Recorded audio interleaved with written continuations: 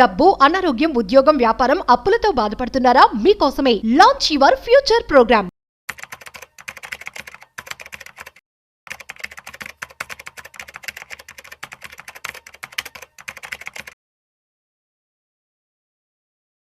Gensol scam దీని ద్వారా చాలా మంది కూడా మోసపోయారు.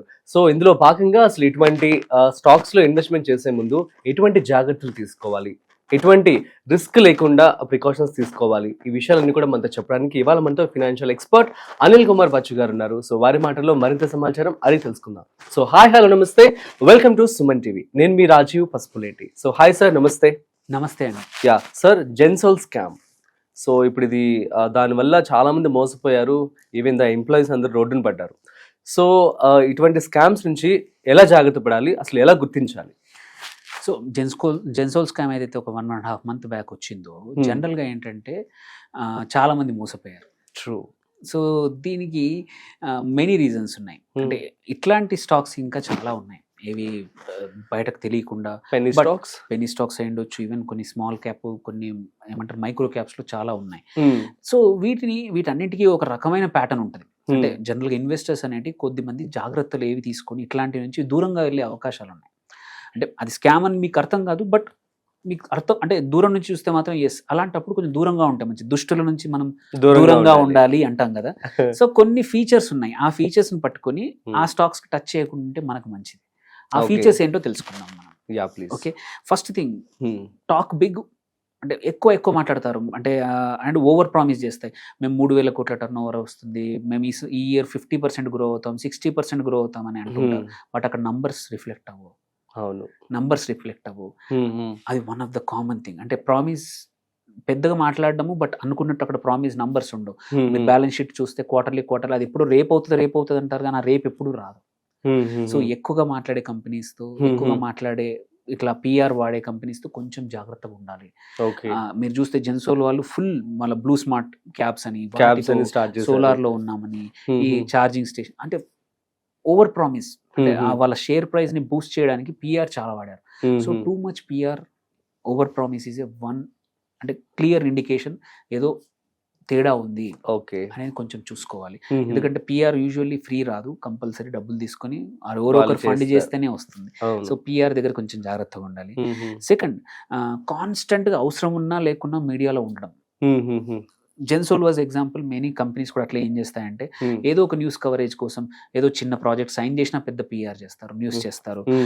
ఆర్ హైపర్ యాక్టివ్, సోషల్ మీడియాలో పిచ్చి క్రియేటివ్ అంటే ఏదో మీడియాలో ఉండడానికి క్రియేట్ చేస్తూ ఉంటారు. సో ఎండ్లెస్ ఇంటర్వ్యూస్, ప్రమోటర్స్ ఉంటారు, వెళ్తూ ఉంటారు, ఇంటర్వ్యూస్ ఇస్తూ ఉంటారు. యూజువల్లీ దీస్ ఆర్, సపోజ్ దానికి తగ్గట్టు వెనకాల ఏదైనా వర్క్ ఉంది, కొత్త టెక్నాలజీ వస్తుంది, కొత్త ప్లాంట్ వస్తుంది, కొత్త ప్రోడక్ట్ వస్తుంది, వస్తున్నాయి, కొత్త స్టేట్కి వెళ్తున్నారు, కొత్త కంట్రీస్కి వెళ్తున్నారు. అలాంటప్పుడు ఓకే, బట్ మీనింగ్ లెస్ గా ఇవన్నీ చేస్తున్నారంటే మాత్రం దెర్ ఈస్ సంథింగ్ అండర్లయింగ్, ఏదో ఉండొచ్చు, ఉంది అని చెప్పలేం, బట్ ఉండొచ్చు. That's a caution. అంటే ఇట్లాంటి ఒక చూసుకోవాలి కొంచెం. ఇంకొకటి వచ్చేసి, ఈవెన్ చిన్న వాటిని కూడా పెద్దగా మ్యాగ్నిఫై చేసి చూపిస్తారు. చిన్న డెవలప్మెంట్, ఏదో ఏమంటారు, వాళ్ళ టెక్నాలజీలో కానీ వాళ్ళ కొత్త మార్కెట్లో చిన్న ఎంట్రీని కూడా ఏదైనా మీనింగ్ఫుల్. ఇప్పుడు మనం ఎంత స్పెండ్ చేస్తున్నామంటే దానికి తగ్గట్టు అండర్లయింగ్ అచీవ్మెంట్ కూడా అలా ఉండాలి. సో చిన్న అచీవ్మెంట్స్ని కూడా పెద్దగా చేసి చూపిస్తున్నారంటే కొంచెం జాగ్రత్తగా ఉండాలి ఆ కంపెనీస్. ఎందుకంటే వాళ్ళ స్టాక్ ప్రైస్ని బూస్ట్ చేయడానికి అవన్నీ చేస్తున్నారు అనవచ్చు. అలాగే క్లారిటీ లేకుండా ఫ్రీక్వెంట్గా డబ్బులు రేజ్ చేయడం, మార్కెట్స్ నుంచే అనుకోండి, ఇన్స్టిట్యూషన్స్ నుంచే అనుకోండి, క్వాలిఫైడ్ ఇన్స్టిట్యూషన్స్ నుంచే కానీ, ప్రైవేట్ ఇన్వెస్ట్మెంట్స్ కూడా మాటికి రేజ్ చేయడం అనేది usually not a good sign. అంటే మాటికి డబ్బులు రేజ్ చేయడం ఈజ్ నాట్, అండ్ దట్టు ఆ డబ్బులు ఎక్కడ పోతున్నాయో చెప్పకపోవడం కూడా one of the major thing. మీరు ఐపీఓకి వచ్చినప్పుడు కానీ, ఈవెన్ ఇట్లాంటి ప్రైవేట్ ప్లేస్మెంట్స్, ప్రైవేట్ రైజింగ్ కూడా కంపెనీ ఎవరైతే రేజ్ చేస్తున్నారో షుడ్ సే ఎందుకు వాడుతున్నాం, కొత్త అప్పు, కెపాసిటీ ఎక్స్పాన్షన్ కోసమా, కొత్త టెక్నాలజీ కోసమా, కొత్త ప్లాంట్ కోసమా, ఆర్ ఎగ్జిస్టింగ్ ఇన్వెస్టర్స్ని బైఅవుట్ చేయడానిక, ఆర్ ఎగ్జిస్టింగ్ అప్పుని తీర్చేసి కొత్త చేయడానిక. సో ఇదన్నీ తెలుసుకోవాలి. ఆర్ ఎక్స్పాన్షన్ ఏదైనా కావచ్చు. సో అది క్లారిటీ లేకపోతే కూడా అది ఒక రెడ్ ఫ్లాగ్ అది కూడా. అలాగే ఇంపార్టెంట్ ఏంటంటే over use of buzz words. ఏమంటారు ఇప్పుడు అందరూ గ్రీన్ ఎనర్జీ అని బజ్వర్డ్ ఉంది ఇప్పుడు. అందరు ఇప్పుడు కొత్తగా ఏఐ అంటారు. సో పనికి మాలిన విషయాలు కొన్ని కేసుల్లో ఏఐ అవసరం లేదండి. సో అట్లాంటి కేసుల్లో కూడా వాళ్ళు ఏఐ అంటారు. అక్కడ ఎటువంటి దాంతో వాల్యూ అడిషన్ ఉండదు. జస్ట్ బికాస్ బజ్ వర్డ్స్ వాడితే మనకు వాల్యుయేషన్ పెరగచ్చు, మార్కెట్ లో మన రిలవెన్స్ మనం ఉన్నామని అందరికి తెలియవచ్చు అని అనవసరమైన విషయాల్లో కూడా బజ్ వర్డ్ వాడారు. AI powered, next generation, disruptive technology. అక్కడ డిస్రప్టివ్ ఉండదు, ఏముండదు, జస్ట్ ఏమంటారు కలర్ చేంజ్ లేకపోతే చిన్న సైజ్ చేంజ్. డిస్రప్షన్ అంటే నియర్లీ మార్కెట్ ని మార్చే ప్రోడక్ట్ ఉండాలి, ఆ టెక్నాలజీ ఉండాలి, ఆ సర్వీస్ ఉండాలి. సో అనవసరమైన డిస్రప్టివ్ వర్డ్స్ వాడడం కూడా ఏంటంటే ఒక డిసెప్షనే. అక్కడ ఏదో అండర్లైన్ ఏదో ఇష్యూ ఉంటేనే చేస్తారు. అలాగే ఇంకొకటి ఇంపార్టెంట్ ఈ కేసులో మనం చూసాం, ఈ కేసులోనే కదా చాలా కేసుల్లో చూసాం, లైఫ్ స్టైల్ ఆఫ్ ప్రమోటర్. ఆ కంపెనీ ప్రమోటర్ ఎవడైతున్నాడో నేను పెద్ద ఇల్లు కొన్నాను, హ్యూజ్ కార్లో కొన్నాను. మాల్యా కేసులో చూసాం చాలా చాలా ప్రమోటర్స్ ఎవరైతే ఓవర్ ఫ్లాషీ లైఫ్ స్టైల్ ఉందో ఆ లైఫ్ స్టైల్ అది ఎక్కడి నుంచో ఎవరో ఒకరు డబ్బులు ఇస్తేనే, యూజువల్లీ నీ కంపెనీ నుంచి, అంటే మనం పెట్టే డబ్బుల నుంచే అది ఫండ్ అవుతుంది వాడికి. సో ఆ లైఫ్ స్టైల్ కూడా వెరీ ఇంపార్టెంట్.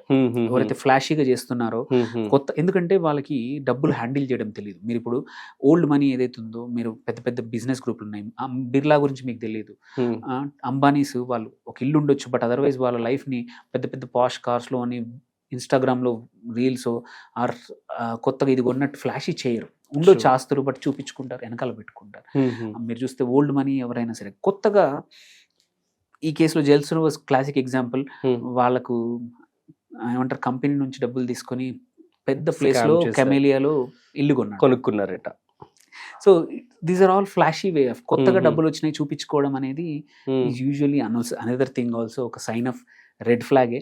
ఎస్పెషల్లీ కొత్త కంపెనీస్ తో కొంచెం జాగ్రత్తగా ఉండాలి. అట్లాంటి ఫ్లాషీ ప్రమోటర్స్ కంపెనీ పర్ఫార్మెన్స్ బాగుందని చెప్పి తను కూడా పెంచుకోవడం usually not a good thing. Also ఇంకొక ఇంపార్టెంట్ థింగ్, చాలా ఇంపార్టెంట్ థింగ్ ఏంటంటే ఇవన్నిట్లలో కూడా ప్రమోటర్ తన స్టేక్ ని ప్లెడ్జ్ చేయడం. ఎక్కువగా ప్లెడ్జింగ్ ఉందంటే మాత్రం అదొక రెడ్ ఫ్లాగే. ఎందుకంటే తన ఆ కంపెనీలో ఇంకా తనకి ఎటువంటి యూనో స్టేక్ తగ్గిపోయినప్పుడు it's not a good sign. So ఈ 7-8 గుడ్ రెడ్ ఫ్లాగ్స్ ని పట్టుకొని జాగ్రత్తగా అబ్జర్వ్ చేస్తే ఏంటంటే ఇట్లాంటి మోసాలకి దూరంగా ఉండొచ్చు. ఓకే, ఇవన్నీ నిజమా అంటే yes, most of the time yes. ఈ రెడ్ ఫ్లాగ్స్ ఉన్న కంపెనీస్ ఎప్పుడో ఒకప్పుడు బయటపడతాయి, ఆర్ ఎప్పుడో ఒకప్పుడు ఆగిపోతాయి గ్రోత్. మన డబ్బులు స్టక్ అయ్యే అవకాశాలు ఉన్నాయి, అట్లా మోసంతో మొత్తం పోయే అవకాశాలు ఉన్నాయి. వై అంటే తెలిసి ఇట్లాంటి డౌట్ఫుల్ ఉన్న కంపెనీస్ లో ఇన్వెస్ట్ చేయకుండా దూరంగా ఉండడం మంచిది. మరి ఇట్లాంటి సిచ్యువేషన్స్ లో చాలా మంది అమాయకంగా తెలియక పెట్టుబడి పెట్టచ్చు. కంపెనీ ప్రమోటర్స్ కావచ్చు, వారి యొక్క డెట్ కావచ్చు, ఇవన్నీ కూడా ఏదైనా ప్లాన్ వేసి కానీ లేదంటే తెలుసుకునే ఛాన్స్ ఉంటుందా సార్? అసలు జనరల్ గా ఏంటంటే అంత ఈజీ కాదు. ఇట్ కమ్స్ టు ఐపీఓనే ఇవ్వండి, ఆర్ ఎవరైనా ఏదైనా ఇలాగే డౌట్ ఉండి ఎవరైనా రీసెర్చ్ చేసి ఏదైనా ఏదైనా జర్నలిస్ట్ కానీ ఆర్ ఆ కంపెనీలో ఇన్వెస్టర్ ఎవరన్నా కొంచెం యాక్టివిస్ట్ ఇన్వెస్టర్స్ అంటాము, డౌట్ వచ్చి బ్యాక్గ్రౌండ్ రీసెర్చ్ కానీ కొంచెం డ్యూ డిలిజెన్స్ చేస్తే తప్ప అంత ఈజీగా రాదన్నమాట. సో అందుకోసమే జస్ట్ బికాస్ మార్కెట్లో ఏదో ట్రెండ్ అవుతుంది, బజ్ వర్డ్స్ వాడుతున్నారు, అందరూ చెప్తున్నారు అని చెప్పినంత మాత్రాన తొందరగా నమ్మద్దు అనేది లెసన్ అన్నమాట ఇట్లాంటి కంపెనీస్ నుంచి. ఈ నేను చెప్పిన 6-7 రెడ్ ఫ్లాగ్స్ లో ఏవి ఉన్నా 1, 2, 3 ఉన్నాయి అనుకోండి, కొంచెం దూరంగా ఉండండి. ఎనఫ్ స్టాక్స్ ఉన్నాయి, బికాస్ మనకి మార్కెట్ లో ఆపర్చునిటీస్ ఇచ్చే స్టాక్స్ 100 కొద్ది ఉన్నాయి. ఇట్లాంటి వాటికి మోసపోకుండా, ట్రాప్ కు పడిపోకుండా మంచి కంపెనీస్ చాలా ఉన్నాయి, సౌండ్ ఫైనాన్షియల్స్ ఉన్నాయి. ఇవన్నీ ఇబ్బందులు లేకుండా వాళ్ళు చెప్తారు వాళ్ళ ఫైనాన్షియల్స్ ఏంటి, వాళ్ళ ప్రొజెక్షన్స్ ఏముంటాయి, దాన్ని బట్టి ఆ ఇండస్ట్రీ గురించి రీసెర్చ్ చేసుకోవచ్చు. వాటిలో పెట్టడం బెటర్, కానీ ఇట్లాంటి వాటిలో కొంచెం దూరంగా ఉండాలి. Okay sir, thank you so much sir. So చాలా మంచి విషయాలు అయితే మీరు పంచుకున్నారు. సో గైస్, అర్థమైంది కదా. సో ఇటువంటి జెన్సల్ ఒక ఎగ్జాంపుల్. సో ఆ స్కామ్ కావచ్చు, దానివల్ల చాలా మంది కూడా రోడ్డున పడిపోయారు. సో కాబట్టి ఒక కంపెనీ కనుక హైయెస్ట్ రిపిఆర్ కావచ్చు, హైయెస్ట్ యాక్టివ్గా ఉన్నట్లయితే కనుక సో మేబీ ఏదో ఉంది అన్నట్లుగా మనం గుర్తించుకోవాలి. సో తెలివిగా మనం ఇన్వెస్ట్మెంట్ అయితే చేసుకోవాల్సి ఉంటుంది. సో ప్రమోటర్స్ కావచ్చు, డెట్ కావచ్చు, ఇవన్నీ కూడాను సో కీన్గా మీరు అబ్జర్వ్ చేసి మాత్రమే ఇన్వెస్ట్మెంట్ చేసుకోండి.